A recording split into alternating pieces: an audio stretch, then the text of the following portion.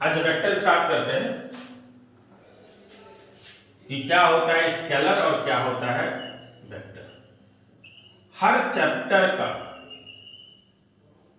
जब तक कि ऑफलाइन क्लास स्टार्ट नहीं हो जाए, है ना, ऑफलाइन हो ही जाएगा, 1 महीने के अंदर में हो ही जाएगा, जून तक में तो हो ही जाएगा, है ना। तो क्या है ना, तब तक तुम लोगों को पूरा कंप्लीट आइडिया दे देंगे 11th का सारे चैप्टर का थोड़ा थोड़ा करके, है ना। और फिर से जब नए सिरे से स्टार्ट करेंगे, जब तुम लोग क्लास में मौजूद रहोगे, है ना, तब क्या है ना कि तुमको समझ में भी ज्यादा आएगा क्लास में और थोड़ा थोड़ा नॉलेज भी रहेगा, तो जल्दी ग्रास्प करोगे, है ना। तो आज फिर सेकेंड चैप्टर यूनिट डायमेंशन हो गया है, सबको ही देखते रहना। अब आते हैं स्केलर पे कि स्केलर और वेक्टर किसको बोलते हैं। तो सबसे पहले कहते हैं इसका डेफिनेशन क्या होता है, अ फिजिकल क्वांटिटी। तो मेन पार्ट आता है कि फिजिकल क्वांटिटी बोलते किसको है, सबसे इंपॉर्टेंट पार्ट यही है।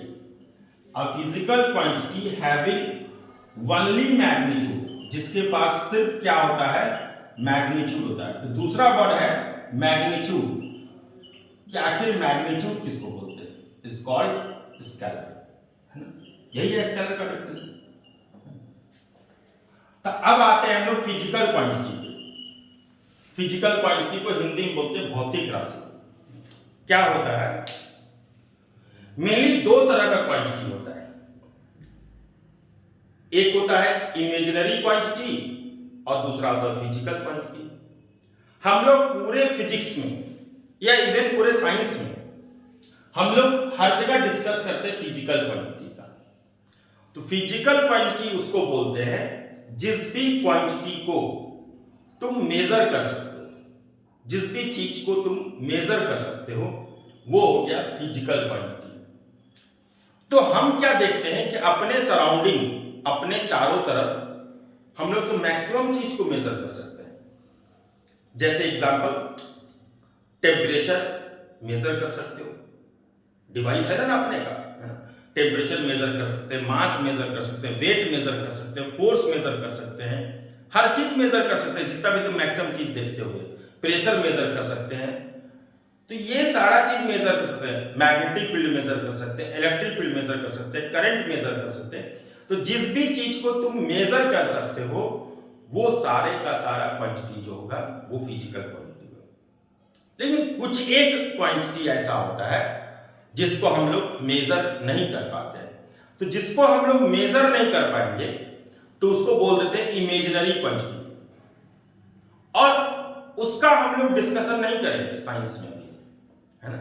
जैसे अगर तुम कोई सपना देखा, कोई भी सपना देख रहा है, कोई भी ड्रीम है तुम्हारा, तो क्या उसको मेजर करने का कोई डिवाइस है? नहीं, तो वो इमेजिनरी है। कोई भी फ्लेवर है, कोई भी टेस्ट है, उसको मेजर करने का कोई डिवाइस नहीं है कि नहीं ये टेस्ट अच्छा है, इसका टेस्ट खराब है। ये तो हर अलग अलग व्यक्ति के हिसाब से वेरी करते रहता है। तो इसीलिए इसको मेजर करने का कोई डिवाइस नहीं है, ना। तो बहुत सारा ऐसा चीज है, यानी कोई भी फीलिंग मेजर करने का कोई भी डिवाइस नहीं है। तो जिसको भी मेजर करने का डिवाइस नहीं है, वो सारा क्या होगा, इमेजिनरी क्वांटिटी हो गया। तो उसका हम लोग डिस्कशन नहीं करेंगे, चाहे वो फीलिंग हो या ड्रीम हो, ये सब का बात नहीं करेंगे। हम लोग बात करेंगे उस चीज का जिसको हम लोग मेजर कर पाते हैं। तो पहला क्लियर हो गया कि फिजिकल क्वांटिटी किसको बोलेंगे, तो जिस क्वांटिटी को, दोस्त क्वांटिटी जो मेजर कर सकते हैं। अब आता है सेकेंड फैक्टर, आता है मैग्नीट्यूड। मैग्नीट्यूड आखिर किसको बोलते हैं? मैग्नीट्यूड को हिंदी में बोलते हैं परिमाण, मतलब वैल्यू, है ना। जैसे for example 10 metre, that means the magnitude of this physical quantity is 10 and the metre is the unit. तो 10 हो गया इसका लिए 4.2 ampere. So 4.2 is the magnitude. 6.3 into 10 raised to minus 19 Tesla, ये मैग्नीट्यूड होता है। तो जो भी चीज आगे न्यूमेरिकल वैल्यू होता है, सिंपल शब्दों में, उसको क्या बोलते हो, मैग्नीट्यूड बोलते हो। तो हम क्या देखेंगे कि हम तो जितना चीज भी लिखते हैं, सबके आगे तो कुछ ना कुछ तो न्यूमेरिकल वैल्यू लिखा रहता है। जैसे 10 न्यूटन आगे लिखा हुआ है 10, 4 टेस्ला आगे लिखा हुआ है 4, 2 कूलम आगे लिखा हुआ है 2। चाहे पॉइंट में लिखे या इंटीजर है, उससे कोई मतलब नहीं, फ्रैक्शन में या इंटीजर में लिखा तो रहेगा ना कुछ ना कुछ। तो यहां पर एक ये प्रश्न उठ गया सबसे पहले मन में कि जितना भी चीज है, जितना भी फिजिकल क्वांटिटी है, सब में तो लिखा रहता है। इसका मतलब यहां पे स्केलर का डेफिनेशन ये कहता है कि वैसा फिजिकल क्वांटिटी जिसके पास मैग्नीट्यूड होगा, तो मैग्नीट्यूड तो सबके पास है। इसका मतलब ये पक्का हो गया कि स्केलर तो सब होगा, एकदम निश्चिंत रहोगा, है ना। तो स्केलर तो जितना भी होगा, चाहे ये 10 न्यूटन ही क्यों ना हो, मैग्नीट्यूड है कि नहीं है, तो स्केलर सबके पास होगा। अब आता है वेक्टर किसको बोलते हैं। तो वेक्टर उसको बोलेंगे जिसके पास मैग्नीट्यूड के साथ साथ डायरेक्शन भी होगा। तो जिसके पास मैग्नीट्यूड भी है और पैरेलल में डायरेक्शन भी है। तो वेक्टर का डेफिनेशन क्या कहता है, a physical quantity having both magnitude, यहां पे बल्ली हट जाएगा, क्या होगा, बोथ मैग्नीट्यूड एंड डायरेक्शन, यानी इसके पास दोनों रहना चाहिए, मैग्नीट्यूड भी रहेगा और क्या होगा, डायरेक्शन भी रहेगा। तो उसको क्या बोलेंगे, इट्स कॉल्ड वेक्टर, उसको वेक्टर बोलेंगे। यानी यहां पे एक चीज जुड़ गया, इतना सारा चीज तो पहले, यानी ये एक चीज जुड़ गया, ये ऐड हो गया इसमें। तो अब आता है कंक्लूजन पे कि अगर जिसके पास डायरेक्शन होगा उसको वेक्टर बोलना है, और जिसके पास डायरेक्शन नहीं होगा उसको स्केलर बोलना है। इसका मतलब डिसाइडिंग फैक्टर कौन है, कौन डिसाइड करेगा कि ये वेक्टर है और ये स्केलर है, क्योंकि मैग्नीट्यूड तो सबके पास है, फिजिकल क्वांटिटी ही पढ़ना है हमको, तो डायरेक्शन डिसाइड करेगा, डिसाइडिंग फैक्टर तो यही है। यानी इसका मतलब अगर हम डायरेक्शन समझ जाएं कि इसके पास डायरेक्शन है तो इसको वेक्टर बोलना है, और जिसके पास डायरेक्शन नहीं होगा उसको स्केलर। इसका मतलब तुम्हारे पास बहुत सारा सामान रखा हुआ है, अब तुमको सेपरेट करना है, तो फिजिकल क्वांटिटी सब हो गया, अब जिसके पास डायरेक्शन है उसको वेक्टर वाले बैग में डाल दो, और जिसके पास डायरेक्शन नहीं है उसको स्केलर में डाल दो, सीधा हिसाब किताब है ना। यानी डायरेक्शन होगा तो वेक्टर बोलना, नहीं होगा तो स्केलर बोल देना, सीधा सिंपल कॉन्सेप्ट है। तो सबसे इंपॉर्टेंट बात है, अगर हम डायरेक्शन निकालना सीख जाए तो हम बता देंगे कि हाँ ये वेक्टर है, और डायरेक्शन अगर नहीं है उसके पास तो स्केलर। इसका सबसे पहले क्या सीखना होगा तुमको कि आखिर हम आइडेंटिफाई कैसे करेंगे, कैसे पहचानेंगे कि इस फिजिकल क्वांटिटी के पास डायरेक्शन है। तो ध्यान से समझना और जैसा सिखा रहे हैं उसके अकॉर्डिंग देखते रहो। एक लड़का ए से स्टार्ट किया और बी गया, टेढ़ा मिला, देखो एरो दे रहे हैं, यानी ऐसे से जा रहा है। तुम तो गाड़ी में देखते हो जीपीएस रहता है, उसमें एरो रहता है कि नहीं रहता है, रहता है। गाड़ी क्या कवर करता है, कोई भी मोटरसाइकिल हो या कार हो, डिस्टेंस कवर करता है। तो ये ऐसे ऐसे हम लोग चले, कितना दूर गए, 20 मीटर, और एक लड़का सीधा गया, एकदम सीधा स्ट्रेट, कितना दूर गया, 10 मीटर, ठीक है। इसको क्या बोलते हो, डिस्प्लेसमेंट, लीनियर, वैसे लीनियर डिस्प्लेसमेंट बोलते हैं, और इसको क्या बोलते हैं, डिस्टेंस। हम लोग 9th में पढ़े हैं कि ये वेक्टर होता है और ये स्केलर होता है ना। लेकिन आखिर जाने कैसे, कैसे पहचाने कि ये वेक्टर है और ये स्केलर है।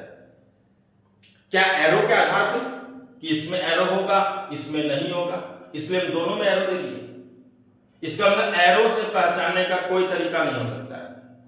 ये सीधा जा रहा है इसलिए वेक्टर होगा, ये टेढ़ा मेढ़ा जा रहा है, जिगजैग पाथ है इसलिए स्केलर होगा, ऐसा किसी किताब में भी नहीं लिखा हुआ, तुम पढ़ा होगा। कि स्ट्रेट लाइन पाथ को वेक्टर बोलना है, जिगजैग पाथ को स्केलर बोलना है, ऐसा नहीं है। तो ये एरो, स्ट्रेट लाइन पाथ, ये सब रीजन नहीं है वेक्टर होने का, है ना। वेक्टर होने का दो रीजन है। सबसे पहले फंडामेंटल रीजन समझते हैं। अगर तुमसे पूछे कि बताओ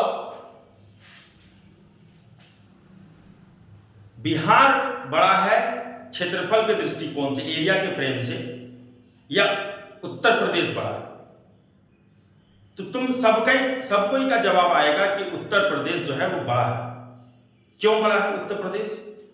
तो तुम बोलोगे कि हम देखें, मैप में देखें, एटलस में देखें। अगर इंडिया और श्रीलंका का बात करें या इंडिया और पाकिस्तान का बात करें तो तुम बोलोगे नहीं, इंडिया बड़ा है, श्रीलंका छोटा है। तो इसका मतलब वर्ल्ड के मैप में देखिए कि इंडिया के कंपैरिजन में श्रीलंका छोटा है। इंडिया और चाइना का कंपेयर करेंगे या इंडिया और अमेरिका का कंपेयर करेंगे तो स्वाभाविक अमेरिका बड़ा है। तो यहां पर कौन सा स्टेट, कंट्री या डिस्ट्रिक्ट कौन सा बड़ा है, ये तुम आराम से मैप से में समझ जाते हो। दूसरा क्या है कि हम लोग जब भी अपना मकान बनाना चाहते हैं तो सबसे पहले इंजीनियर ड्राइंग बनाता है, उसका ड्राइंग बनाता है, उसका नक्शा बनाता है, और ड्राइंग के बेसिस पे हम लोग उसका कंस्ट्रक्शन करते हैं। तो ऐसे ही कोई भी चीज का नक्शा बनाया जाता है, हर चीज का, चाहे बिहार का हो या वर्ल्ड का हो। है तो मेरे पास उतना ही बड़ा पेज ना, उसी पेज में आपको सब बनाना है।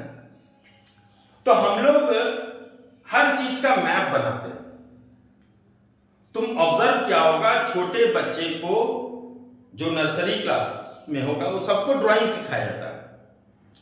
ड्राइंग सिखाया इसलिए जाता है ताकि वो स्केल कर पाए, वो समझ पाए कि ये इतना बड़ा है, ये इतना बड़ा है, ये इतना बड़ा है, इस तरह के आधार पे सीख पाए, है ना। तो हम लोग ड्राइंग सीखते हैं, ड्राइंग में हम लोग स्केल का हम लोग कैलकुलेशन सीखते हैं, तो धीरे धीरे प्रैक्टिस हो जाता है। तो यहां पर तुमको वही चीज करना है। तो तुमसे अगर पूछे कि बताओ यहां से यहां कितना लंबा होगा, तो एक लड़का यहां से यहां गया ए से बी, कितना दूर गया 10 मीटर, और बोलोगे एक लड़का ए से गया सी 25 मीटर या 20 मीटर, तुम बोलोगे नहीं, ये अगर 10 मीटर है तो ये 20 मीटर नहीं हो सकता, उसी मैप में, उसी नक्शा में नहीं हो सकता है, क्योंकि ये 10 मीटर दिखा दिया और ये 20 मीटर कैसे हो जाएगा, ये गलत है। हाँ, ये 5 मीटर होता तो सही होता। इसी को तो स्केल बोलते हैं। यानी ओरिजिनल में, ध्यान से सुनना, ओरिजिनल में ये 10 मीटर भी नहीं, हमको पता है ओरिजिनल में ये 10 मीटर है क्या, नहीं। ओरिजिनल में ये कितना होगा, मैप जो बनाया है 10 सेंटीमीटर, 1 मीटर इतना बड़ा होता है, इतना बड़ा 1 मीटर हो गया, 10 मीटर सोच लो कितना बड़ा हो जाएगा, मेरे पास कॉपी थोड़ी इतना बड़ा है। ओरिजिनल में ये 10 सेंटीमीटर है, जिसको हम नक्शा में 10 मीटर दिखाएं, इसको स्केल बोलते हैं। इसका मतलब 1 सेंटीमीटर टेंस टू 1 मीटर। तो 10 सेंटीमीटर का नक्शा कितना है, 10 मीटर को दिखा रहा है। यानी जो मेरे पास ड्राइंग अवेलेबल है उसमें 10 सेंटीमीटर को 10 मीटर से बोला गया, यानी 1 सेंटीमीटर बराबर 1 मीटर। तो बताओ, तो उसी मैप में, उसी नक्शा में उसका आधा ये 5 मीटर होगा कि नहीं होगा? एकदम होगा, क्योंकि ये अगर 10 मीटर है तो ये पक्का है कि 5 मीटर होगा। इसका आधा कितना होगा, 2.5 मीटर होगा। तो क्या इसी को बोलते हैं स्केलिंग प्रॉपर्टी। तो क्या तुम इसको स्केल में डिवाइड कर पा रहे हो कि ये समूचा 10 मीटर तो उसका आधा 5 मीटर होगा, उसका आधा 2.5 मीटर होगा? एकदम कर सकते हैं। तो जिस भी चीज को स्केल में डिवाइड कर पाओ तो तुम समझ जाना कि हाँ उसके पास डायरेक्शन है, और जिसको भी तुम स्केल में डिवाइड नहीं कर पाओगे तो तुम समझ जाना कि उसके पास डायरेक्शन नहीं है। एकदम सिंपल शब्दों में। तो हम इसको स्केल में डिवाइड कर पाए। अब आओ यहां से कितना है, 10 मीटर। तो क्या यहां पर ये स्केलिंग प्रॉपर्टी को फॉलो करेगा, यानी इसी नक्शा में क्या इसका आधा 5 मीटर होगा? हाँ होगा। क्या उसका आधा 2.5 मीटर होगा? एकदम होगा। तो इसका मतलब डिस्प्लेसमेंट में जो है वो स्केलिंग प्रॉपर्टी को फॉलो कर रहा है। इसका मतलब हम लोग स्केल में इसको डिवाइड कर पा रहे हैं। तो हम क्या बोले, जिस भी फिजिकल क्वांटिटी को तुम ऑब्जर्व करके देखो कि क्या वो स्केलिंग प्रॉपर्टी को फॉलो कर रहा है या नहीं कर रहा है, अगर वो स्केलिंग प्रॉपर्टी को फॉलो कर रहा है, मतलब स्केल में अगर डिवाइड हो पा रहा है, तो समझ जाना कि इसके पास डायरेक्शन है। यानी जो भी चीज स्केल में डिवाइड होगा तो समझ जाएंगे कि उसके पास डायरेक्शन है। ये फंडामेंटल पार्ट है इसका, है ना। ये नहीं कि एरो है सीधा जा रहा है, ये है वो है, वो सब कोई रीजन नहीं होता। तो स्केल में डिवाइड कर पाए तो उसको क्या बोलते हैं, डायरेक्शन है। और फिर बाद में हम लोग पढ़ेंगे कि जो ट्रायंगल लॉ को फॉलो करेगा, यानी जो लॉ को फॉलो करेगा, वेक्टर का नियम कानून है, उसको वेक्टर बोलेंगे। तो वेक्टर के लिए एक नियम कानून बना है, ट्रायंगल लॉ, पैरेललोग्राम लॉ। तो जो भी उस लॉ को फॉलो करेगा वो वेक्टर है। इसलिए कई सारी किताब में लिखा रहता है कि करंट स्केलर है। क्यों भाई करंट स्केलर क्यों है? प्रेशर स्केलर है। क्यों प्रेशर स्केलर? उसके बदले डायरेक्शन होता है, एरो भी होता है उसमें। करंट में एरो होता है कि नहीं होता है? उसके बावजूद भी वो स्केलर इसलिए है क्योंकि वो उसके नियम कानून को फॉलो नहीं कर पाता है। ये किताब में लिखा रहता है। लेकिन अभी हम लोग देखेंगे क्या, अभी तो हम लोग लॉ पढ़े नहीं है। अभी चूंकि हम लोग लॉ पढ़े नहीं, इसलिए हम तुमको फंडामेंटल बता रहे हैं, है ना। क्या कि स्टार्टिंग में कैसे पहचानेंगे कि रट लेंगे हम लोग? नहीं रटेंगे कभी नहीं। तो यहां पर वही चीज है, जो भी स्केल में डिवाइड हो पाए समझ जाओ कि उसके पास डायरेक्शन है। क्या इसके पास है डायरेक्शन? तो हम चेक कर लेते हैं कि अगर यहां से 20 मीटर, तो क्या इसका आधा 10 मीटर होगा? तो इस बार बोलोगे नहीं, इस बार नहीं होगा। क्यों? क्योंकि जिगजैग पाथ है। तो यहां पर वही चीज है, डिस्टेंस अगर है तो डिस्टेंस के पास डायरेक्शन नहीं है। कैसे पहचाने? तुम कैसे पहचाने कि इसके पास डायरेक्शन नहीं है? तो हम पहचाने क्योंकि ये स्केलिंग प्रॉपर्टी को नहीं फॉलो कर रहा है। जबकि डिस्प्लेसमेंट डायरेक्शन है या नहीं है, तुम कैसे पहचाने? हाँ ये फॉलो कर रहा है क्योंकि ये 10 मीटर, तो उसका 50% 5 मीटर हो रहा है। तो ये स्केल में डिवाइड नहीं हो पाया, जबकि ये स्केल में डिवाइड हो पाया। तो इसका मतलब ये क्या होगा, डिस्प्लेसमेंट क्या होगा, वेक्टर होगा कि स्केलर होगा? तो ये वेक्टर होगा। जबकि डिस्टेंस क्या हो जाएगा, तो ये डिवाइड नहीं हो पा रहा, इसलिए ये क्या हो गया, स्केलर हो गया। अब इसी से आगे लिंक होते जाएगा, यानी तुमको आगे याद नहीं रखना है कि ये वेक्टर है ये स्केलर है, एक से दूसरा, दूसरे से तीसरा, ऐसे करके लिंक होते जाएगा, तुमको अपने आप याद हो जाएगा, है ना। तो स्केलर और वेक्टर में क्लियर हो गया कि किसको स्केलर बोलेंगे, किसको वेक्टर बोलेंगे। अब देखो करंट बहुत कॉमन सा एग्जांपल है। जैसे फॉर एग्जांपल ये 12 वोल्ट का बैटरी लगा हुआ है और ये 3 ओम का रेजिस्टेंस है। करंट जाएगा 4 एम्पीयर। करंट के पास मैग्नीट्यूड तो दिख ही रहा है तुमको, 4 है ना।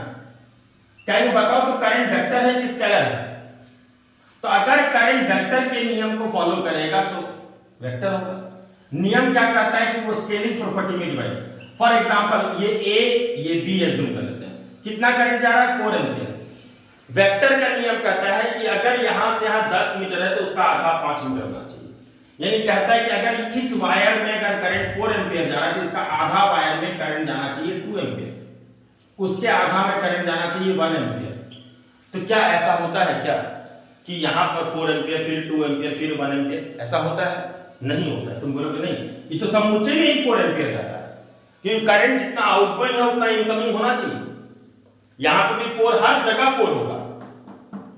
तो क्या करंट के पास डायरेक्शन है?